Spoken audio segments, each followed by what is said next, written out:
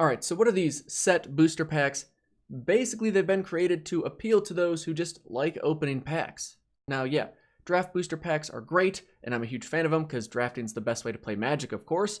Don't at me, you can at me in the comments, that's fine. But set booster packs are here for those that just enjoy cracking packs. A draft booster pack is primed for drafting or used in limited play.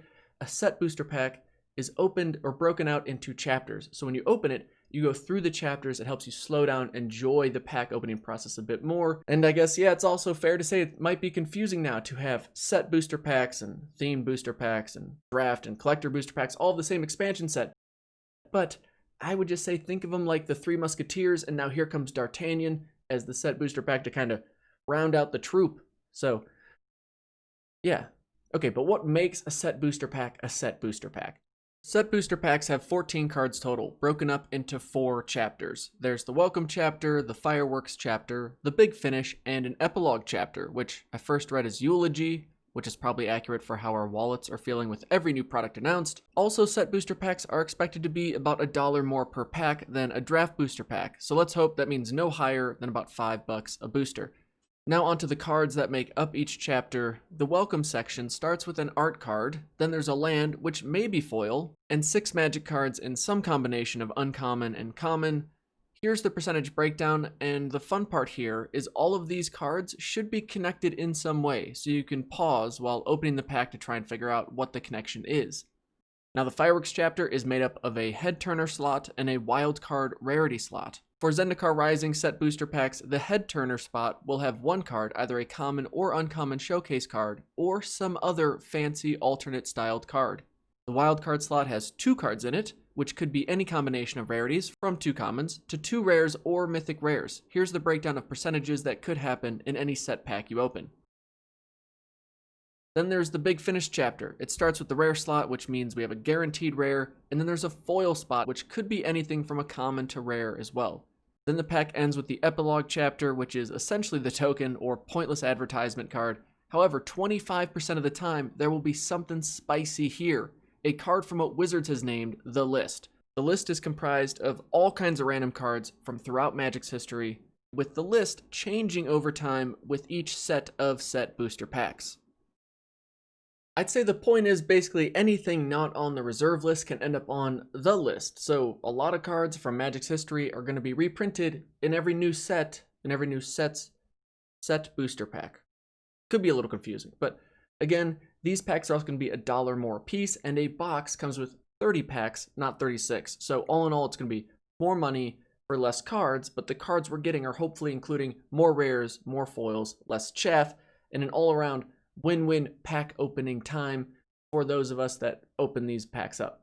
There you go. That's the breakdown. That's the make of a set booster pack. Except for Wizards did say they're going to change and tweak the pack makeup just to make sure it kind of hits the way they want it to. They seem committed to this product though, so expect to see it for years to come at the very least. Now before I jump into my thoughts and my reactions to this product, let me know what you think. Are you going to be buying any of this? Have you pre-ordered any of this product? Are you excited for set booster packs? Let me know what you think, and please hit that like button because it would help me out. Thanks. Now speaking of like, do I like the product? And I'll start with my reaction, which was not great just because I don't ever envision me wanting to open up packs if I'm not doing something like drafting or playing sealed or just finding some purpose for that pack besides opening it up and hoping I find more value in it than I paid for it, because chances are that's just not going to happen. But then I remembered, even still, if I don't do that often, there's still times where we just enjoy opening a pack and seeing what's inside and trying to take that step back and really absorb the art and read through each card and look for the fine details in that art. That's what drew me into the game. That's what I loved about the game as a kid. And I appreciate that Wizards is taking a real world approach to this product to help us find something that helps us get back to that more, I'll say, simpler enjoyment of the game. And I don't know if it's possible to get away from that perspective of what is the value of everything in here? Was it worth me buying it? I don't know if you can just remove that entirely, but I appreciate the effort. So that was my reaction to set booster packs.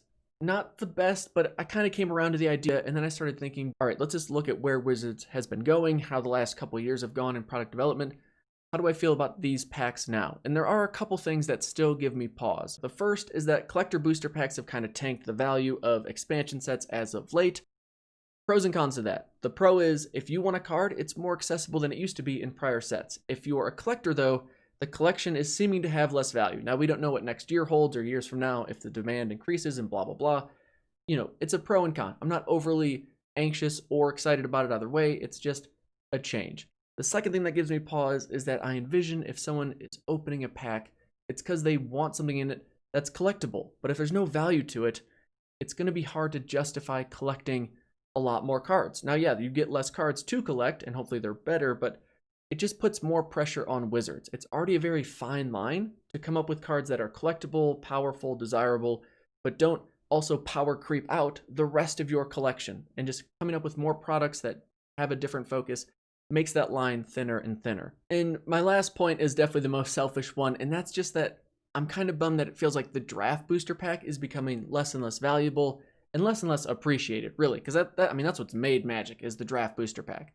And one of the cool things about drafting is that you get cards you can play with afterwards, of course, but also you can win more packs. You can win cool cards that you haven't even got to see yet. And if the value keeps dropping in these packs, drafting's going to be less exciting. Maybe I'm overreacting there. I'm just not overly excited about the fact that the draft booster pack seems to keep losing more and more value as more products come out and as we see, yeah, I guess just more products with more fancy versions of cards to open. That's probably my last issue that gives me pause. So let's wrap this up. All in all, set booster packs, I would say, are fine. I can definitely appreciate that Wizards came up with a product that hits a real world need and want from players and collectors alike to give us a product that just helps us enjoy the pack opening experience. I mean, you can't fault Wizards for that in any way, shape, or form. I hope it just lands with us, the community, in the way that Wizards wants and that's best for the game in the long term. And sometimes we have to try and not have the financials be at the focus of everything we do with Magic. It feels like the financials are becoming more and more a focus for Wizards and everything they're doing and all the price points they're setting. But I guess at the very least, we, the players and pack openers, can try and just enjoy the game at that most basic level, like opening a pack and picking through the art and reading through every card in the flavor text as best we can. Although again, another little rant, every card just seems to have more and more abilities. I miss flavor text. I miss that being, never mind, I digress. Let me know what your thoughts are on the set booster pack. Do you plan to buy any? Are you going to open any? Does Zendikar Rising feel like it's a set that is making you want to explore the plane in a set booster pack? Let me know your thoughts. Love to hear them. But thank you so much for watching. Thank you for being here. We'll see you in the next video. Take it easy. Peace.